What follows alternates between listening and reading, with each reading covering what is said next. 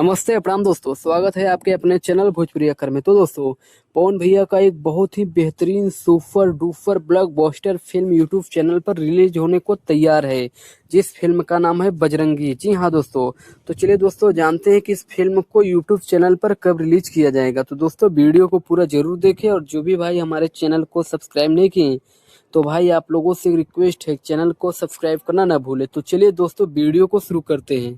दोस्तों बात करें पवन भैया की इस फिल्म का, जिस फिल्म का नाम है बजरंगी।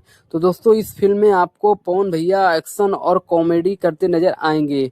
और दोस्तों इस फिल्म में आपको नजर आएंगे पवन भैया, हर्षिता कश्यप, अयाज खान, रितु सिंह और भी बहुत सारे कलाकार हैं।